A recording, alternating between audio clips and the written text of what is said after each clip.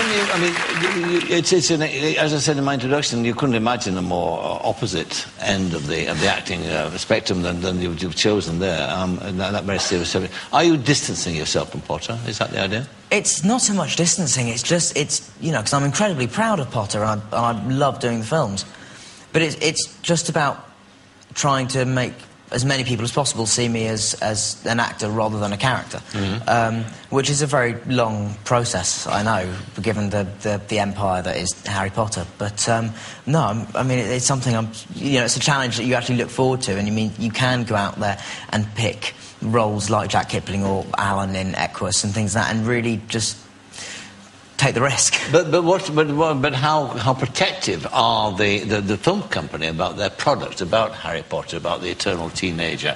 I mean, you're in Equus, you take your kit off on stage. Yeah. You know, start naked. I mean, they think, oh, Harry Potter.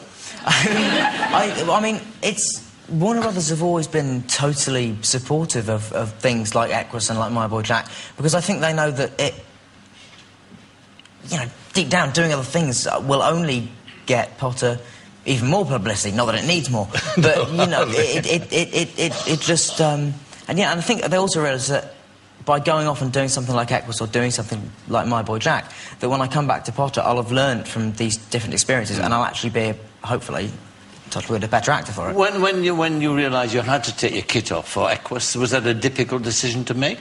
Not particularly. You just, you know, it's in the script. Oh, sure. So you just do it. So anything that's in the script, you do it? Well, that depends whether I said yes or no to the script. But, yeah, I mean, that wasn't ever really... I mean, obviously I was nervous, because I think anybody Did you would seek be. advice on it from somebody? From Gary Oldman, actually, yeah, because I think he's done it a couple of times.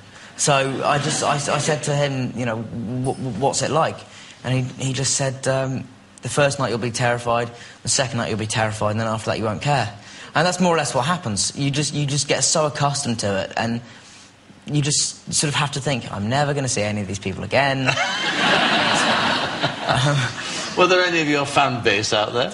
The ladies? Oh, quite a few, well, yes. Did they gasp? Possibly inaudibly. In fact, on the night Joel Rowling came and saw the play, someone actually threw an owl at the stage.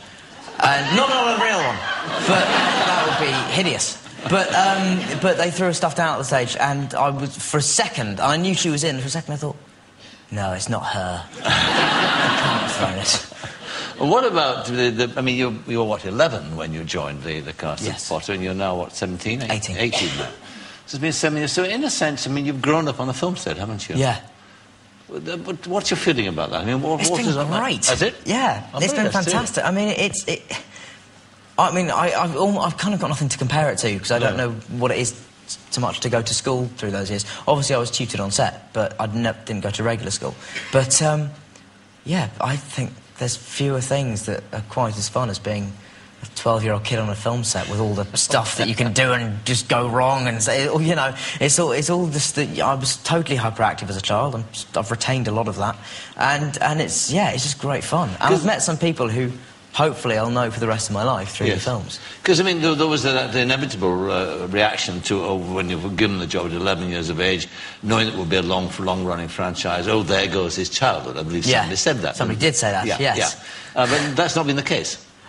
I mean, again, I've got nothing to compare it to, but it's been also a different kind of childhood. If you say to someone, you know, what's a normal childhood, it's incredibly hard to define. So, for me, I've had, you know, a very happy and healthy and, you know, kind of different but great childhood. You weren't happy at school, though, were you, before you went to... School was quite hard. I mean, I didn't particularly... It was just one of those things where I was rubbish at sports, and I wasn't particularly good at academics, and you just start to feel that you don't stand out at anything, and so that, I suppose, can get you down in some ways. But that's how my first ever job came about, was, in fact, the first time I auditioned for something, which was David Copperfield, it was mainly so I could have had an experience that no one else in my class would have had. So it was something that, you know, none of us expected me to get it. And it came as a great surprise, but I'm really glad I did.